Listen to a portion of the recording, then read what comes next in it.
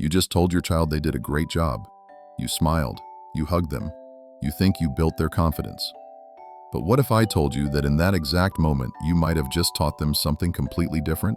That their worth is tied to performance, that love is something they have to earn, and the worst part, you had no idea you were doing it. Right now, in homes everywhere, parents who love their children deeply are accidentally teaching them to doubt themselves. Not through cruelty, not through neglect, but through small, daily habits that seem completely harmless. In the next few minutes, I'm going to show you 5 patterns that are quietly dismantling your child's self-esteem. And more importantly, I'm going to show you exactly how to stop. Before we go any further, I need you to understand something critical. Self-esteem isn't what most parents think it is. It's not built through praise. It's not created by telling your child they're special or smart or talented. Research in developmental psychology shows us something surprising. Self-esteem forms through thousands of tiny interactions between birth and age 7, the moments you won't even remember. But your child's brain, it's recording everything. When your 4-year-old spills juice on the floor, they're not just learning to be careful. They're watching your face. They're reading your tone. And they're asking a question they don't have words for yet. Am I still lovable when I make mistakes? Your reaction in that split second becomes their answer, and that answer gets stored, filed away. It becomes part of the voice they'll hear inside their head for the rest of their life. Here's what most parents miss. That internal voice, the one that tells your child whether they're good enough, capable enough, worthy enough, it doesn't start as their own voice. It starts as yours. Developmental psychologists call this internalization. Every time you respond to your child, you're handing them a sentence. And those sentences become the story they tell themselves about who they are. This is important to understand because these 5 habits, they all come from love. You're not trying to hurt your child, you're trying to help them, to protect them, to prepare them for the world. But there's a gap between what you intend and what they actually absorb. And that gap is where damage happens quietly. So let's look at these 5 habits, and I'm going to be honest with you. You're going to recognize yourself in at least one of these, maybe all of them. That's not a judgment, that's just being human, because awareness is the first step to change. Habit number 1. Praising the outcome instead of the effort. Your child brings home a test, 95%. Your face lights up. You're so smart. I'm so proud of you. That's amazing. You think you're building their confidence, celebrating their success. But here's what research on motivation shows us. When you praise the outcome, the grade, the score, the trophy, you're teaching them something dangerous. You're teaching them that your love, your pride, your approval, it's conditional. It depends on them winning. Let me show you what this looks like over time. A 7-year-old girl gets praised every time she brings home perfect scores. She's brilliant. She's exceptional. Everyone says so. But then something shifts. 3rd grade gets harder. She studies for a math test and gets an 80. She walks in the door, test in hand, and her stomach is in knots.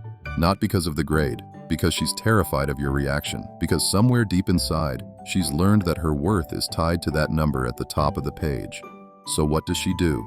She starts avoiding challenges. She only raises her hand when she knows the answer. She quits activities where she might not excel immediately, because failure doesn't just mean she didn't succeed. It means she's not lovable. This is what psychologist Carol Dweck calls a fixed mindset. And it doesn't come from telling kids they're not good enough. It comes from telling them they are good enough, but only when they win. Here's the shift. Instead of, "You're so smart, try," "I noticed how hard you worked on that." Instead of, "You got an A, try," "You really stuck with that even when it was difficult." You're teaching them that effort matters more than outcome, that struggling is part of learning, not proof of inadequacy, and that your love doesn't depend on their performance. Habit number 2. Solving their problems before they ask for help. Your child is working on a puzzle. You can see they're frustrated. One piece doesn't fit. They try it different ways. You watch for maybe 30 seconds, then you step in. "Here, honey, let me show you.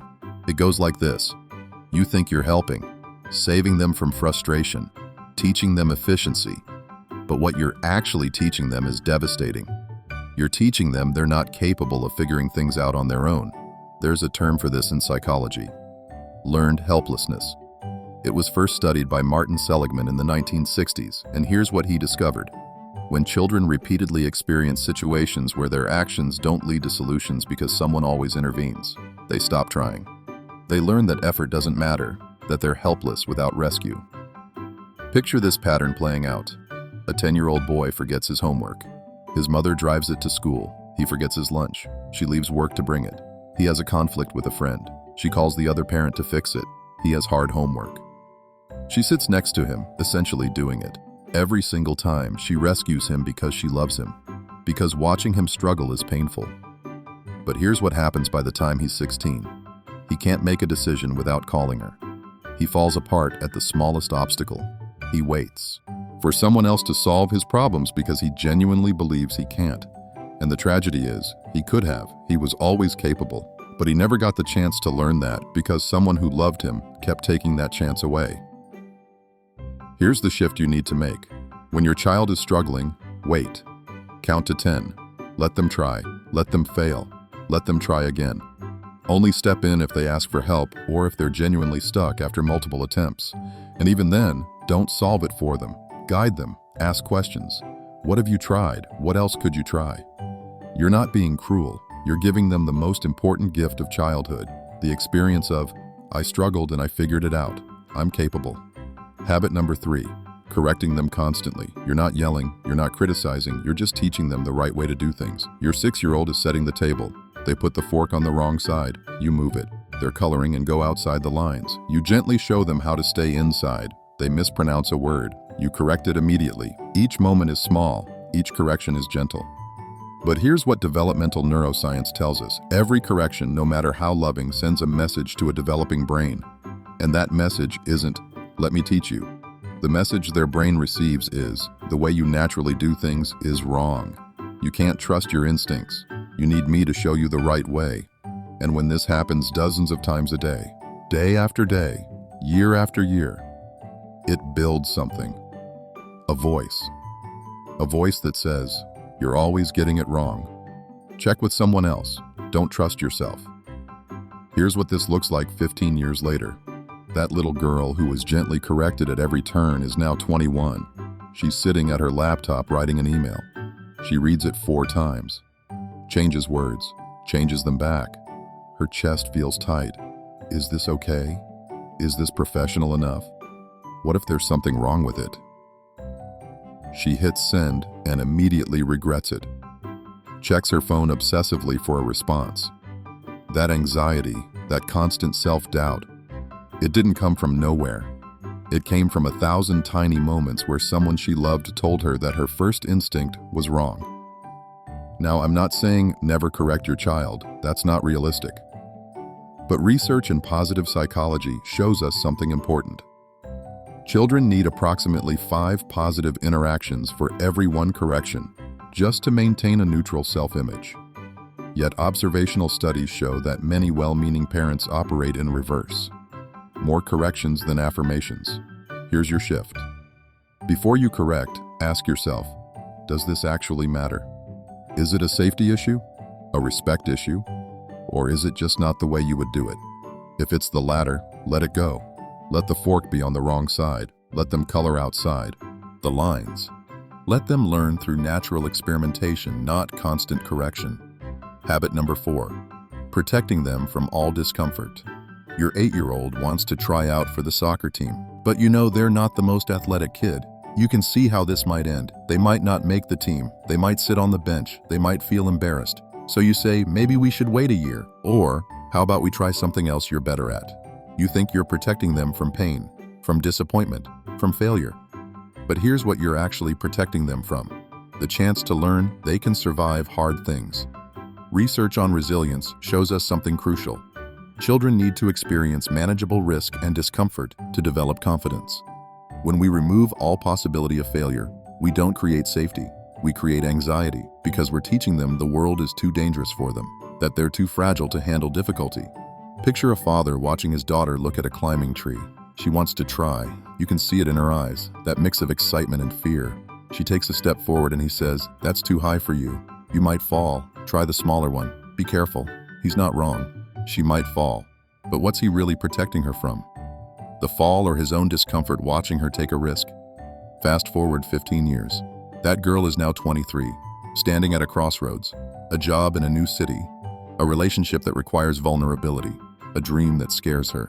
And in her head, she hears a voice. Be careful, you might fall, that's too much for you. But what she's really hearing is, you're not strong enough to handle this. And she steps back. Again. Because someone who loved her taught her she was fragile. Here's your shift. Let them try. Let them climb. Let them fail. Your job isn't to prevent all pain. It's to be there when pain happens and show them they can survive it. That's the difference between raising a child who's afraid of the world and raising one who's ready to face it. Habit number 5. Withholding presence. You're there. You show up. You provide everything they need. But showing up isn't the same as being present. Your child comes home from school. They're excited about something that happened. They start telling you. You're on your phone. You say, "That's nice, honey." They keep talking. You keep scrolling. Eventually, they stop mid-sentence and walk away. You didn't even notice. Or picture dinner time. Your 10-year-old is telling you about their day, a friend who hurt their feelings, a test they're worried about, something funny that happened. You're responding, "Sure, yeah," but you're also checking email. Your child stops talking, tries again, gets another distracted, They stop trying. The message is painfully clear. What you have to say isn't worth my full attention. Decades of attachment research confirms this. Children don't just need physical presence. They need emotional attunement. They need to feel felt, to know that they matter enough to warrant your full focus. And here's what breaks my heart. Children don't stop needing to hear they're loved and noticed. They just stop asking. They stop showing you their drawings. Stop telling you about their day. Stop trying to impress you. Not because they stopped caring, because they learned you don't. That boy who got distracted every time he tried to share something grows up emotionally disconnected. He struggles with intimacy. He never quite believes anyone truly cares. Not because his parents didn't love him, but because in the thousands of moments when he needed to hear, "I see you, you matter, I'm listening," he heard silence. Here's your shift. Once a day, just once, put everything down. Look your child in the eye and really listen. Not with advice, not with solutions, just with presence. Ask them one question about their day and actually wait for the answer. Show them that they're worth your attention, not because of what they achieved, but because of who they are. So where does this leave us? If you're sitting there feeling like you've already damaged your child, let me stop you. You haven't failed. You're human. And the fact that you're watching this means you're doing something most parents never do. You're willing to look at yourself honestly, and that's where change begins. The beautiful thing about the brain is that it's never too late. Those voices your child has internalized, they can be rewritten, not instantly, but gradually, through new patterns, new responses, new moments that say something different. Here are 3 shifts you can start today. First, the pause. Before you praise, solve, correct, or protect, take 5 seconds, just 5.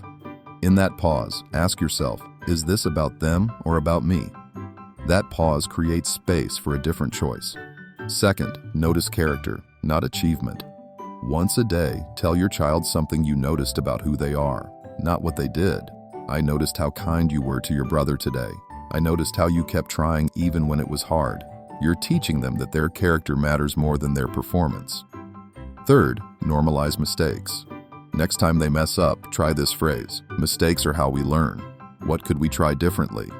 Watch how their face changes when they realize the mistake didn't make them unlovable. These aren't perfect. You'll forget. You'll slip into old patterns, and that's okay. Because every time you pause before solving their problem and say, "I believe you can figure this out," you're planting a new voice. Every time they fail and you say, "That took courage to try," you're rewriting the script. Every time you put your phone down and really listen, you're showing them they matter. The voice you give your child today will echo for decades. When life gets hard, when they're struggling, they'll reach for that voice. And it will either say, "You're not enough," or it will say, "You're capable, you're loved, you're worthy exactly as you are."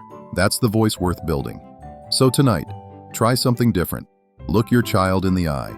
Notice something about who they are, not what they did, and let them know they matter. Not for their grades or their behavior or their achievements, but simply because they're them. That's where real confidence begins.